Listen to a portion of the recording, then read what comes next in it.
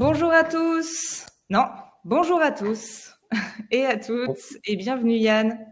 Bonjour à tous et à toutes. Et bonjour Clémence. Bonjour Yann. Alors il se trouve que ça me fait très plaisir de faire ce live avec toi. D'abord parce que ton métier, il fait rêver, moi, mais d'autres aussi, d'une part. Et ensuite parce que tu es mon cousin et donc ça me fait quand même vachement marrer de pouvoir prendre un café virtuel avec toi et te faire parler sur ton métier que je ne connais pas très bien non plus d'ailleurs. Mais avant d'attaquer direct dans le cœur du sujet, petite intro sur ce qu'est le live en coulisses et peut-être un peu plus en amont ce qu'est Chance. Chance, c'est une communauté d'entraide et un bilan de compétences qui vise à ce que chacun se sente aligné professionnellement. Et dans la méthode Chance, il y a plusieurs étapes, dont l'introspection qui vise à prendre du recul sur ce qu'on aime faire, ce qui nous anime, tout ça autour d'une méthodologie qu'on appelle les 4 piliers, qui vise à dire qu'un métier, ce n'est pas juste l'intitulé d'un poste, mais c'est aussi le pourquoi on le fait, le comment on le fait, et prendre également en compte tout ce qui est de l'ordre des impératifs, ce qu'on est en termes d'horaire, en termes de salaire, enfin bref, tout ça qu'il ne faut pas négliger non plus.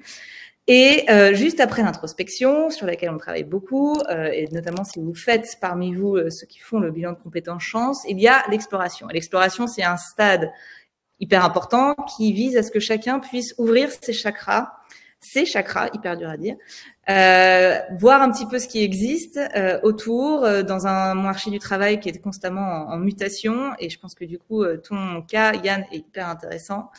C'est pour ça qu'on a créé les lives en coulisses, que vous fassiez le bilan de compétences ou pas. En tout cas, c'est ouvert à tous. Et merci d'être là. N'hésitez pas à poser vos questions pour que je puisse les résumer et les poser directement à Yann dans le chat qui est directement en bas à droite de votre écran. C'est le petit bouton avec la bulle et les 3 petits points.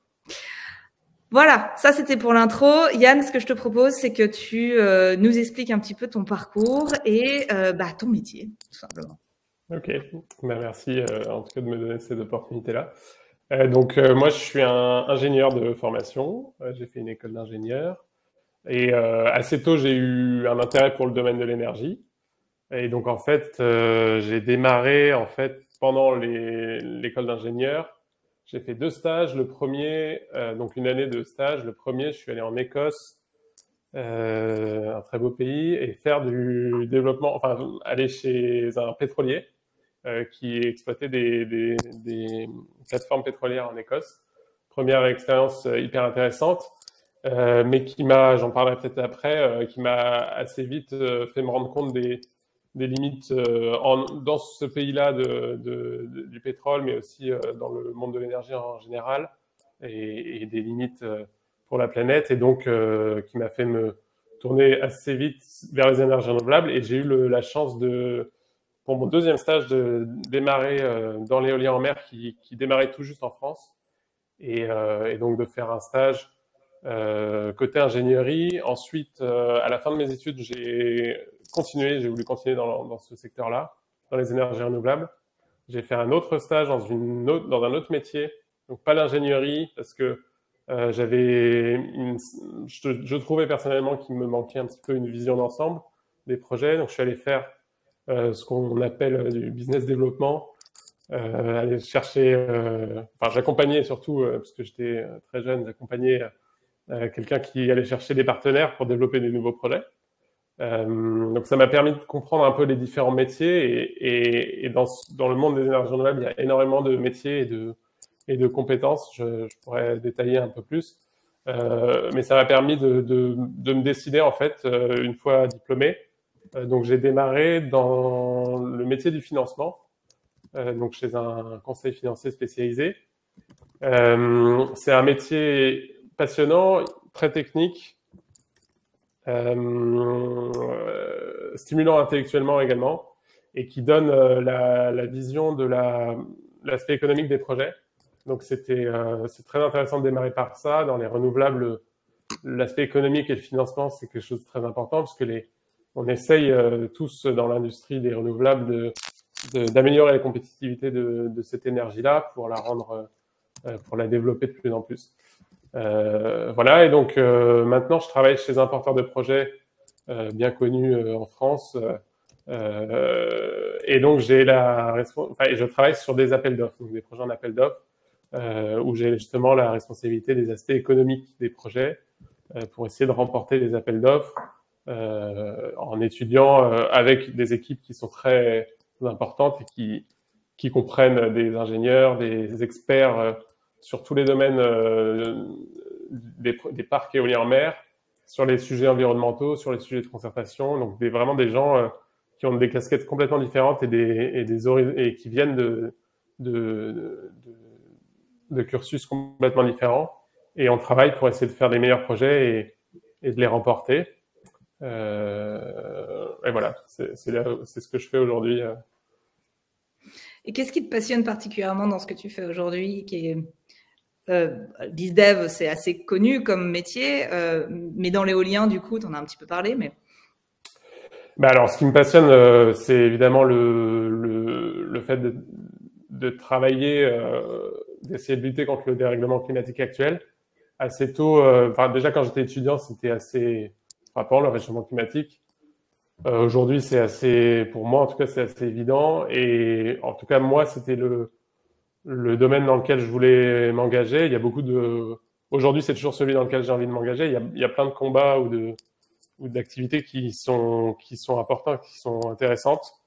Et je me remets en question assez souvent, mais pour moi, en tant qu'ingénieur en plus, c'est vraiment le sujet qui me passionne. Et c'est vrai, et donc du coup, ma formation d'ingénieur, je suis quand même très intéressé par les gros projets industriels. Et donc les gros parcs d'énergie d'éoliennes en mer, c'est vraiment des beaux bébés industriels. Et donc ça combine un peu mes deux souhaits. Donc je suis assez fan de ce secteur. Passionné par ton métier, c'est parfait. On a une première question. Quelle est la part d'autonomie que tu as au quotidien dans tes missions? Très spécifique. Alors, ça dépend des jours et ça dépend des phases et des projets. Sur les projets sur lesquels je travaille, comme je le disais, c'est des très très gros projets. Donc, on est des très grosses équipes. Donc, on doit apprendre à travailler ensemble. On est sur des projets. Moi, en plus, je suis dans les phases assez amont en appel d'offres. On est plutôt quelques dizaines. Après, quand les projets sont en construction, il y a des centaines de personnes qui travaillent sur les projets. Donc, ça, c'est la spécificité d'un secteur avec des très gros projets comme l'éolien en mer. Ça ne veut pas dire que, donc, au quotidien, j'ai quand même une grande autonomie sur ce que je fais moi, sur mes responsabilités. Mais le choix des secteurs fait que si un peu l'environnement dans lequel on travaille, mais dans les renouvelables, donc je fais un peu le VRP des énergies renouvelables, mais les énergies renouvelables, c'est hyper vaste. Moi, je travaille dans l'éolien en mer, mais il y a le solaire où c'est des tout petits projets et où une personne en fait peut porter quasiment tout un projet sur la phase de développement. Il y a tout type de projets, donc il y en a pour tous les goûts en fait. Alors peut-être préciser que c'est l'éolien en mer et c'est quoi les grandes spécificités de ce secteur-là, j'allais dire niche, mais peut-être pas en fait, pour que les uns et les autres se retrouvent. Ouais. En fait, c'est une énergie renouvelable qui est apparue il n'y a pas si longtemps que ça. En France en particulier, ça fait que quelques années qu'on a les premiers projets qui sortent de l'eau. En Europe, ça s'est développé un petit peu avant dans d'autres pays, mais c'est quand même un secteur assez naissant. Et il y a d'autres énergies, donc le solaire en particulier, l'éolien terrestre également, la biomasse. Il y a d'autres secteurs que forcément je connais pas non plus, mais qui sont plus développés, avec peut-être plus aussi de débouchés. Mais l'éolien en mer, c'est un secteur donc qui est pas encore, qui est assez naissant, donc qui a un avenir et une marge de progression importante. Donc il y a beaucoup d'appels à projets, beaucoup du coup de besoins aussi, je pense. Et comme je le disais, comme c'est des projets très très complexes, beaucoup moins faciles à réaliser que d'autres. Ça fait appel à beaucoup de compétences différentes. Donc, comme je le disais, il y a des experts en environnement, en biodiversité pour vérifier les impacts des projets. Il y a des experts en concertation locale, des experts qui vont parler aux puissances publiques pour comprendre la régulation. des ingénieurs qui vont faire la conception, des gens qui vont le financer, des gens qui vont répondre aux appels d'offres. Donc il y a vraiment tout type de casquettes et de personnalités en fait. Et avant d'aller plus dans le détail de ton métier et sortir un peu du secteur qui est assez spécifique, peut-être quelque chose que tu m'avais dit par le passé, qui est la taille, pour que les gens se rendent compte un peu de ce genre de projets qui sont en fait monstrueux. Enfin, je sais plus exactement quel était le comparatif, mais une éolienne en mer, c'est l'équivalent en taille, c'est l'équivalent, je sais plus. Alors oui, une éolienne en mer aujourd'hui, ça peut mesurer jusqu'à 200 mètres de haut. Donc voilà, par rapport à une tour Eiffel qui fait 300 et quelques, c'est énorme. Et les éoliennes en mer qui sont prévues dans le futur pourraient atteindre la taille de la tour Eiffel, par exemple. Et en fait, c'est possible de le faire parce qu'elles sont justement en mer et de plus en plus loin des côtes et que du coup, les impacts visuels sont plus faibles. Ouais. Ok, super. C'était pour que enfin, moi, ça m'avait marqué. Donc, alors, dans le poste de responsable d'appel d'offres, on a pas mal de questions. Alors concrètement, à quoi ça consiste? Est-ce que tu es un petit peu acheteur? Est-ce que tu es aussi impliqué dans le déploiement de l'activité? Alors, tu as un petit peu répondu, mais peut-être pour reprendre. Est-ce que ta mission se limite à la phase de construction? Je vais m'arrêter là, il y en a plusieurs. Alors, une journée type, si ça peut t'aider. Ouais, une journée type. Ouais, j'ai vu les questions. Alors, en fait, moi, je travaille à répondre à des appels d'offres en fait, qui sont lancés par l'État. Donc, on a tout un tas de documents à remettre. Et donc, on est en concurrence avec pas mal d'acteurs. Et une fois l'appel d'offres retenu, mon boulot, personnellement, il s'arrête. Après, il y a d'autres personnes dans d'autres entreprises, j'essaye d'élargir un peu pour expliquer, mais il y a d'autres personnes qui peuvent aussi vouloir continuer et en effet continuer à développer le projet et travailler à sa construction. C'est possible. Après, moi, là, mon boulot actuel, c'est vraiment de répondre à la phase d'appel d'offres. Mais évidemment, une fois qu'on a remporté un projet, c'est intéressant de le voir, de continuer à le développer et à le construire. Et une journée type, donc ouais, j'ai peut-être pas répondu hyper précisément. Bah, en fait, ça dépend beaucoup de la phase de l'appel d'offres. Au début, on est plutôt à se connaître dans l'équipe, puisque comme je le disais, les équipes sont assez grandes, à réfléchir à la stratégie, au calendrier. On commence à travailler sur des livrables, mais voilà, on réfléchit plutôt à comment on travaille ensemble. Ensuite, on a une phase où on a reçu un peu le cahier des charges de la part de l'État et on répond, on produit ce que l'on doit produire pour répondre à l'appel d'offres.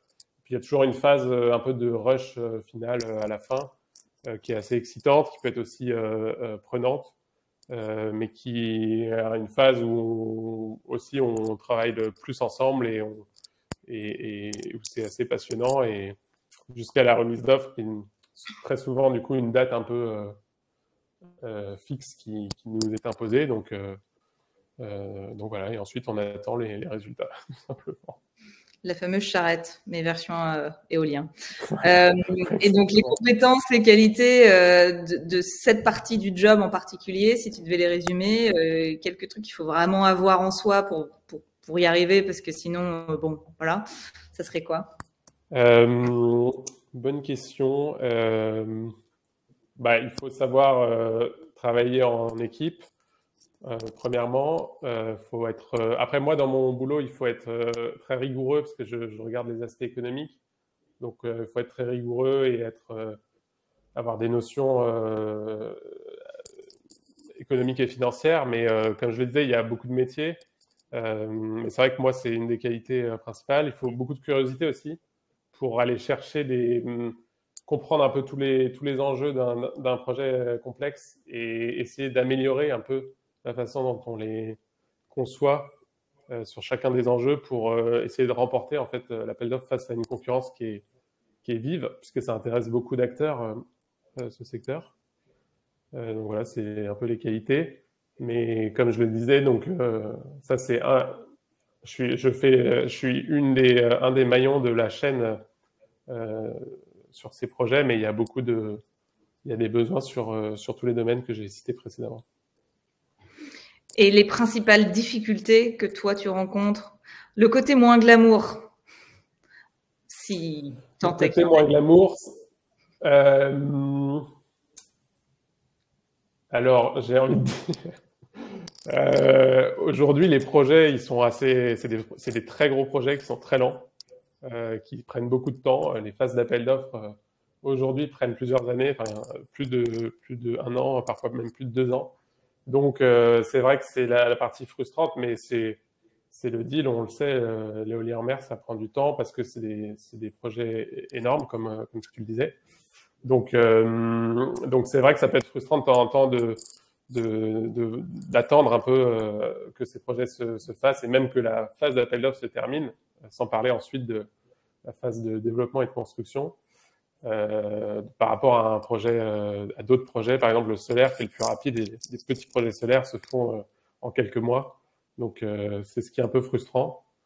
Mais sinon, ouais, une fois qu'on est lancé dans la phase de rush, on n'a plus trop cette frustration. Alors, si vous aimez les puzzles complexes, c'est un bon secteur. Si vous aimez, vous n'êtes pas trop du genre à devoir attendre 2 ans, voire plus, ouais, pour voir l'impact de votre travail, c'est peut-être pas l'endroit où aller, quoi, si je résume. C'est ça. Mais dans les énergies renouvelables, on trouve de tout. Il y a des projets qui sont des petits projets qui se font très vite. Et le Et secteur dans petit, lequel c'est dans le solaire, c'est ça? ouais, je dirais que c'est surtout le solaire. Il y a des gros projets solaires aussi qui prennent un peu de temps, mais il y a un secteur qui se développe beaucoup en ce moment, c'est le solaire sur les toitures des parkings, des supermarchés, etc. Je sais que l'État demande maintenant justement à toutes les entreprises qui ont des parkings ou des grands bâtiments de mettre du solaire, et tous ces projets-là, ils sont quand même assez vite, donc c'est pour ceux qui cherchent des projets plus rapides, c'est aussi une bonne idée. Avis aux entendeurs. Mais l'éolien en mer, c'est très bien aussi. Hein. Je fais la pub quand même. On a compris. Passionné et puis bon, le côté un peu challenge. Est-ce que parmi enfin avec les 1, 2, 3, dans l'équipe avec qui tu travailles, est-ce qu'il y a des personnes qui ne sont pas forcément ingénieurs? Est-ce qu'on peut faire des appels d'offres? Parce que je pense à ceux qui nous écoutent qui sont peut-être en réflexion, reconversion, j'en sais rien. Qu'est-ce que tu as pu voir comme trajectoire de carrière là-dedans? Carrément, ben, c'est ce que j'essaie de dire. Moi, dans mon équipe et dans les métiers, le métier sur les aspects économiques des appels d'offres, déjà, il n'y a pas que des ingénieurs. Après, il y a souvent quand même des personnes qui ont fait des études soit d'ingénieur, soit de commerce. Mais par contre, on est on est un des maillons de l'équipe et de la chaîne. Et comme je le disais, il y a des ingénieurs qui sont plus sur les aspects de conception technique, mais il y a aussi des personnes qui font de la relation publique avec l'État. Il y a des personnes qui font de la communication même. Bon, souvent une fois qu'on a gagné les projets et qu'on fait la concertation locale. Et il y a des il y a des experts en communication, il y a des experts en environnement, il y a des biochimistes. Je crois que je me trompe moi-même dans le terme, mais des experts en biodiversité marine qui vont travailler sur les impacts environnementaux. Voilà, donc en fait, il y a pas mal de diversité et je pense c'est quand même un secteur industriel, donc il y a des besoins qui sont un peu spécifiques, mais il y a beaucoup de sujets importants qui ne sont pas liés aux aspects financiers ou aux aspects d'ingénierie et où il y a des besoins du coup de recrutement. Eh ben, si c'est l'impact qui vous intéresse, alors dans ces cas, sachez qu'il y a une palette de métiers hyper diverses, probablement de quoi faire votre bonheur. Tu as eu des hésitations à un moment donné et pourquoi? Ou zéro, c'est très clair. Non, j'en ai eu comme tout le monde et j'essaie de me rappeler. En fait, j'ai pas mal hésité au début en sortie d'école, justement à ne pas aller dans l'aspect analyse économique et à en fait travailler sur des aspects de concertation et de développement local. En fait, il y a aussi ce métier-là que j'ai peut-être abordé rapidement, mais alors aussi pour l'éolien en mer, mais beaucoup et beaucoup plus, je pense, pour pour les énergies renouvelables à terre.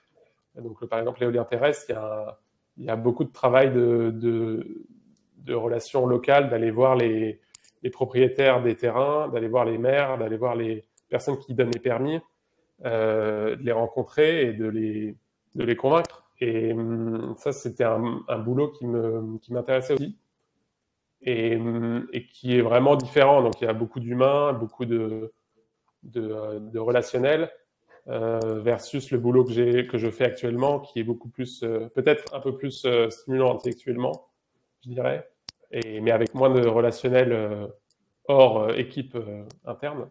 Donc, c'est pas les mêmes personnes qu'on rencontre. Donc ça a été pas mal une hésitation au début. Et voilà, j'ai pris ce chemin-là, mais ça m'empêchera pas forcément d'en faire plus tard. Mais c'est une hésitation et je pense un boulot qui est intéressant aussi. C'est chouette, du coup, tu as plusieurs axes de progression, quoi. D'évolution, dis-moi. Ok. Alors, comme je disais au départ, je pense que c'est aussi une communauté d'entraide. Est-ce que toi, tu as eu des rencontres assez marquantes dans ton parcours et en quoi elles ont influencé tes choix?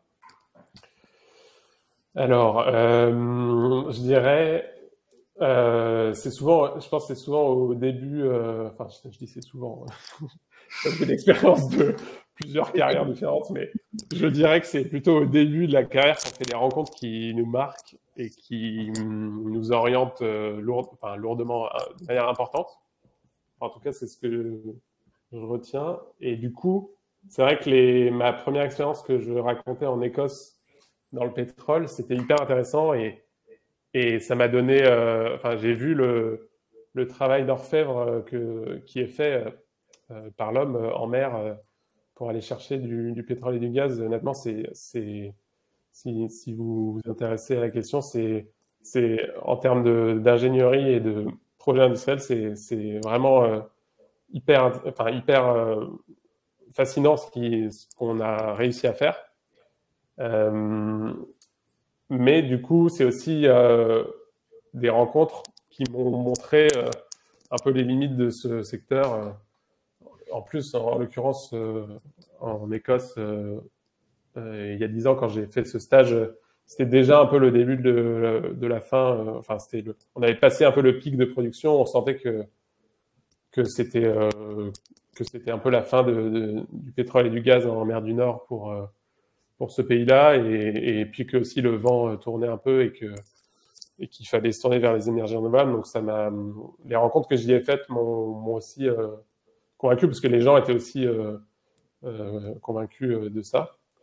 Et ensuite, au début de mes premiers pas dans les énergies renouvelables, évidemment, j'ai rencontré pas mal de personnes qui m'ont pas mal motivé et pas mal influencé.